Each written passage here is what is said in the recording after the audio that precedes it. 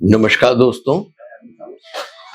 आज मैं एक सोच में डालने वाली चीज और साथ में हम क्या गलतियां करते हैं वो उसके बारे में चंद मुद्दे बताना चाहता हूं। मित्रों, पहले तो ये समझ लो कि आप कोई भी गरीब इंसान को अमीर बनाने के लिए अमीर आदमी की दौलत लूट के गरीब को अमीर बनाने के लिए कुछ कानून बनाए, ऐसा कानून बना नहीं सकता। आप समझे ना। जो अमीर के पास पैसा है उसकी मेहनत से उसने जो पैदा किया है उसके पास है। गरीब के पास दौलत नहीं है, उसको मेहनत करनी पड़ेगी दौलत कमाने के लिए। लेकिन हम बीच में, हम सरकार है या हम शहर के मुखिया है, हम ऐसी कोई व्यवस्था नहीं कर सकते हैं कि हम वो गरीब को दौलत, वो अमीर के हाथ जो बनाई हुई दौलत है वो छीन के गरीब को दे ताकि गरीब अमीर हो जाए। ऐसा कानून हम हरगिज नहीं बना सकते हैं। दूसरा आता है दोस्तों कि अगर एक इंसान को बिना हाथ पैर मारे या तो फिर कुछ मेहनत किए बिना ऐसे ही खाना पीना, पैसा, कपड़ा, मकान मिल जाता है फोगट में कुछ किए बिना, तो वो चीज पाने के लिए जो आदमी ने काम नहीं किया है और ये सब मिल रहा है, तो वही सब मेहनत किसी और को करनी पड़ेगी। आप समझे ना। मेरे को यहां बैठे बैठे, घर में बैठे बैठे मेरा सेठ तनख्वाह भेज देगा, तो मेरे हिस्से का काम है वो किसी को करना पड़ेगा। आप समझे ना। ये दूसरी चीज हो गई। तीसरी चीज आती है, कोई भी व्यवस्था या कोई भी सरकार हम बिना कुछ किए, बिना कुछ काम किए किसी की आमदनी या किसी की व्यवस्था किसी और को हम सुपुर्द नहीं कर सकते हैं। इसके लिए हमें मेहनत करनी ही पड़ेगी। और चौथा चीज है, आप कोई भी दौलत को दुगना नहीं कर सकते हो उसको भाग करके। आप समझे ना। You can not multiply the wealth by dividing it. ये अंग्रेजी में शब्द है। हम कोई दौलत को दुगना करना चाहते हैं तो उसके विभाजन करके या उसके भाग करके हम उसका दुगना नहीं कर सकते हैं।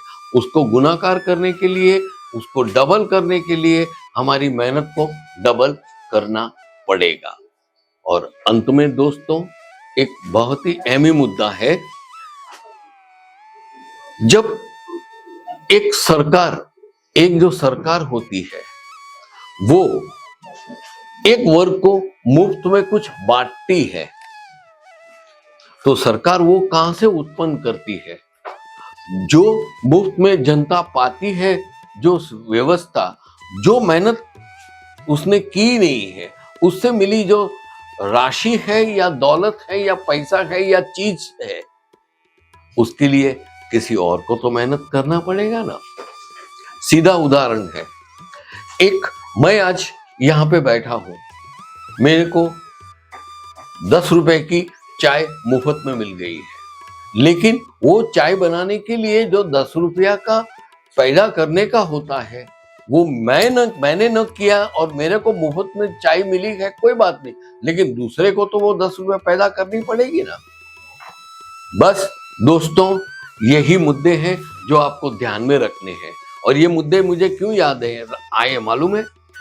पूरे विश्व में जापान एक ऐसा देश है जो अपनी जनता को वेलफेयर के तौर पे कुछ देता ही नहीं है। वो कहती है, अगर आपको गर्मी लग रही है पंखा चालू करो, पंखा नहीं है, एसी नहीं है, तो उसके बिना चला लो। सरकार या कोई भी संगठन या कोई भी व्यवस्था आपको मुफ्त में पंखा या एसी देगी नहीं। अगर आपको ठंडक में बैठना है, आपको गर्मी से छूटना है, तो वो गर्मी को भगाने के लिए आप अपने पंखे की, अपने एसी की खुद व्यवस्था करो। ये जापान की सोच है और इसी कारण जापान इतना ऊपर आया है। और हमारे देश में दोस्तों, मैं अपनी मातृभूमि भारत से बहुत ही प्रेम करता हूं, वो मेरी मां है। लेकिन फिर भी दुख के साथ आज मुझे ये कहना पड़ता है, हमारे देश में क्या है मालूम है? आए दिन अपनी रोटी को ताजा करने के लिए जो ये इलेक्शन में, चुनाव में जीतने के लिए बोलते हैं हम पूरे शहर में बिजली मुफ्त देंगे। एक दूसरा ये कहते हैं कि आपको पता भी नहीं होगा, आपके बैंक अकाउंट में हर महीने 15,000 जमा हो जाएंगे। अरे ये कोई बात हुई? आज का जो नागरिक है उसको मेहनत करने की है, उसको पैसा पैदा करने का है, उसको नाम बनाने का है, उसको दाम बनाने का है।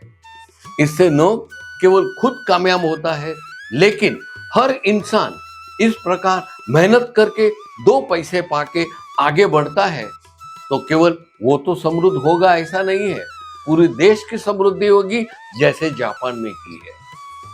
हम लोग ऐसे वेलफेयर स्कीम क्यों देते हैं कि आपको बिजली मुफ्त, आपको जमीन का टुकड़ा मुफ्त, आपके खाते में पैसा आ जाएगा?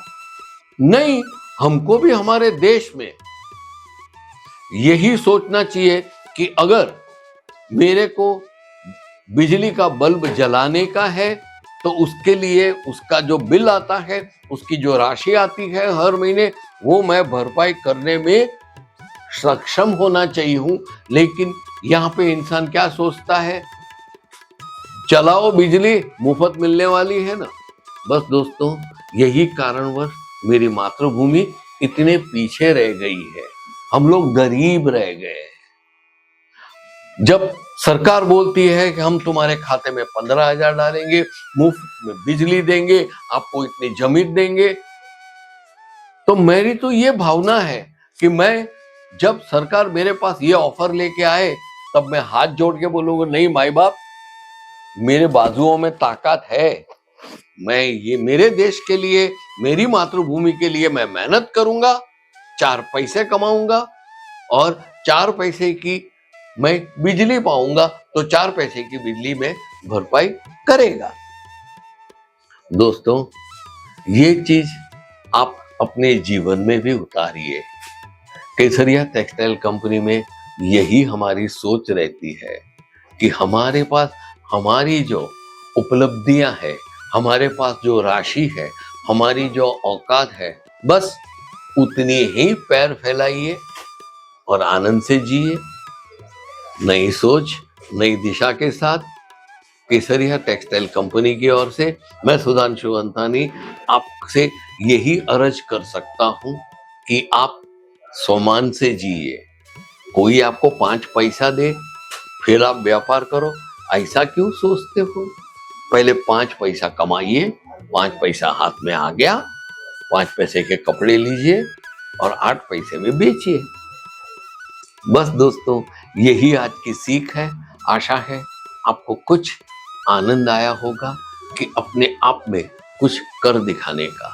हमको चैरिटी से नहीं जीना है, ऐसे अपने आप को वचन दीजिए कि नहीं, मैं चैरिटी पे नहीं जीऊंगा, मैं जितना हाथ पैर मानूंगा, मैं जितनी मेहनत करूंगा, जितनी पैसा मेरे पास आएगा उतना ही मैं खर्चा करूंगा, मुझे ज्यादा चाहिए ही नहीं।